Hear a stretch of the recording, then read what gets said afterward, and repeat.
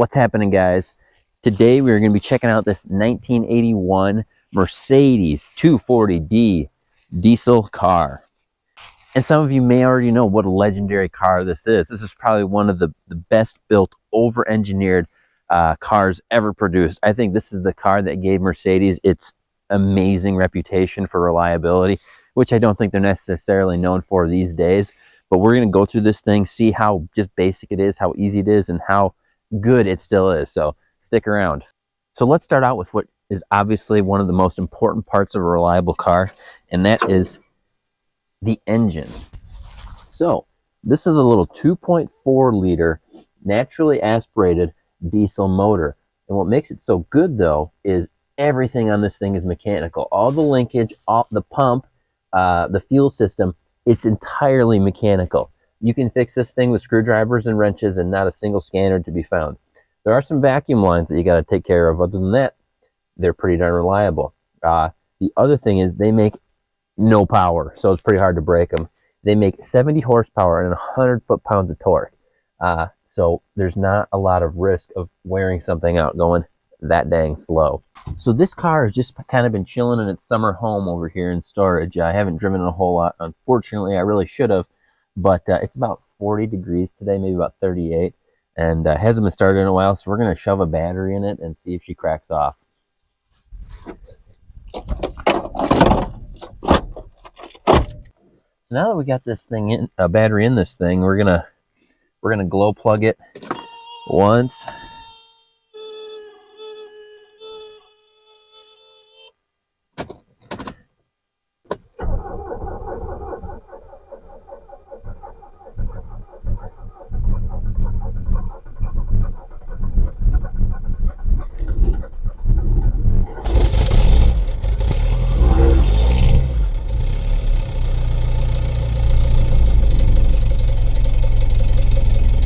Now, isn't that a beautiful thing?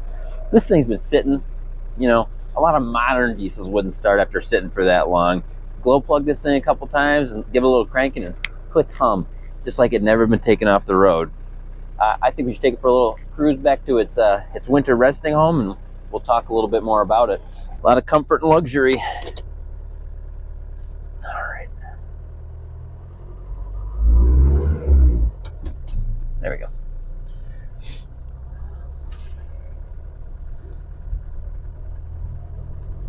Just smooth as butter, as you'd expect. Nice old Mercedes, 50 some odd. Let me think about that. Is that right? 40 years old, still cruising just fine. Started right up like that. All the modern amenities you'd come to expect in the car. Maybe these things were pretty optioned out. You could have weird things like there's only a driver's side mirror on this one and not a passenger side.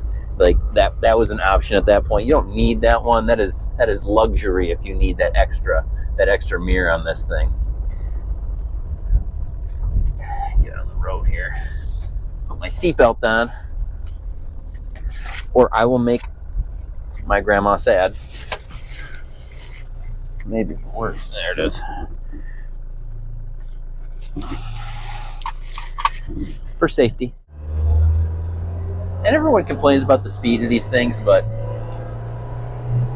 they're loud a little bit, kind of tingy, but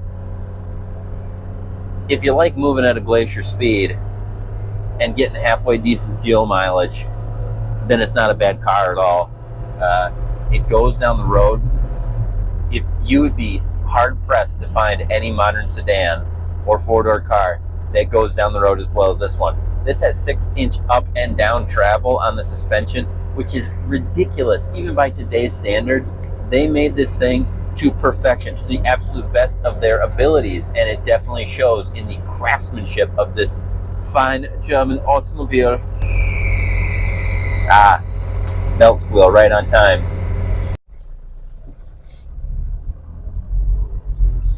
Now this car is an automatic. The 5-speeds are a little more sought after, as are I think there's a 4-speed in there as well. But these are still pretty good gearboxes. They seem to last a long time if you take care of them. You swap the oil, you make sure the vacuum lines are all working in order and whatnot. and they don't get quite as good as gas mileage or fuel mileage as the 5-speeds do, but they're decent. You'll still get, you know, mid to upper 20s if you just drive it how it goes. But yeah, this is certainly a car designed for economical, easy to drive, smart people. Super tight turn radius, super nice on the road. Not a speed demon, but just reliable German over engineering. And I think this is almost the pinnacle of their quality of manufacturing. And ever since then, it's been sort of a downhill slope, unfortunately.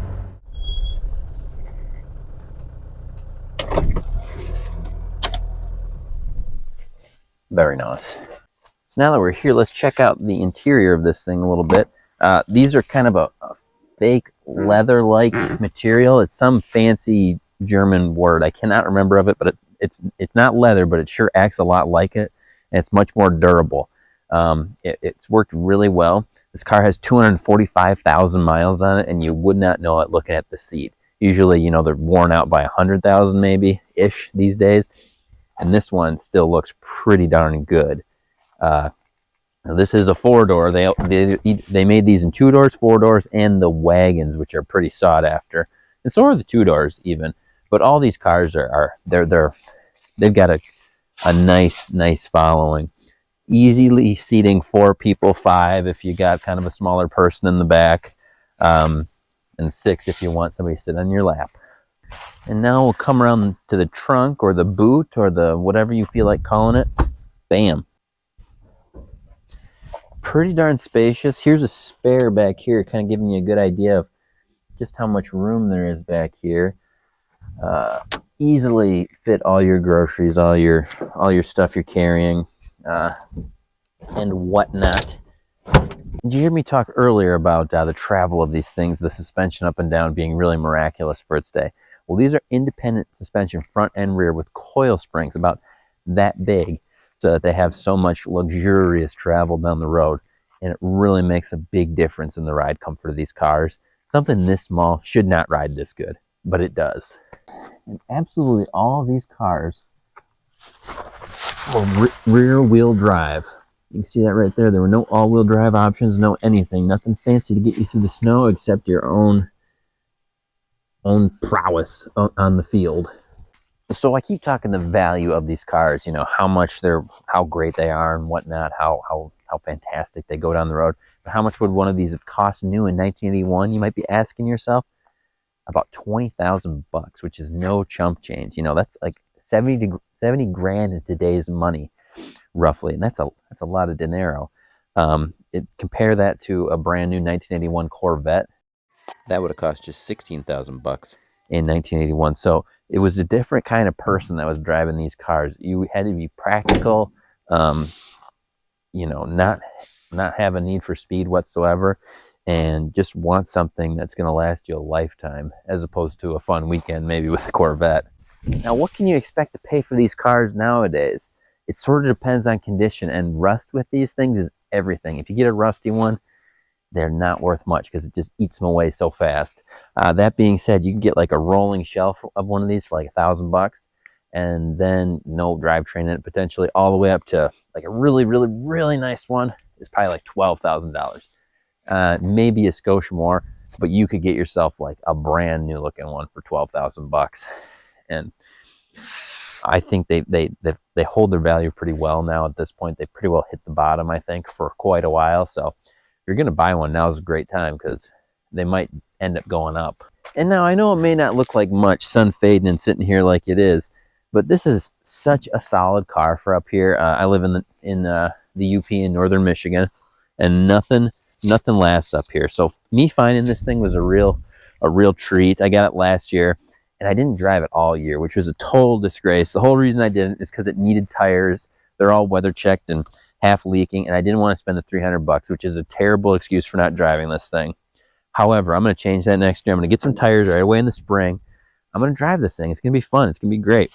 And you know why? Because this is a great vehicle. I mean, this is probably the first vehicle to make it to 1 million miles production wise. It's just a car that came out of the factory that you could get 1 million miles out of somewhat reliably. You know, change your fluids, change your filters, keep up on the work, and you're going to get there with these cars. They're just well built, well made, and I think they would have contention as probably one of the best cars ever made. You could definitely argue that. And while people might say, "Oh, my granddaddy got 1,000,000 miles out of his 350," no, he didn't. But plenty of people have got 1,000,000 miles out of these motors. And while some people may hate the American bumpers on these things, they make for an awful good seat. And I think this is just such a cool car, one to hang out in. It's economical, even still today. A diesel that gets 20, 25, 30 miles an hour, or miles per gallon, is pretty impressive. And to do that 40 years ago and to kind of stray from that's a real shame, but they're still on the road. If you find one, consider buying it.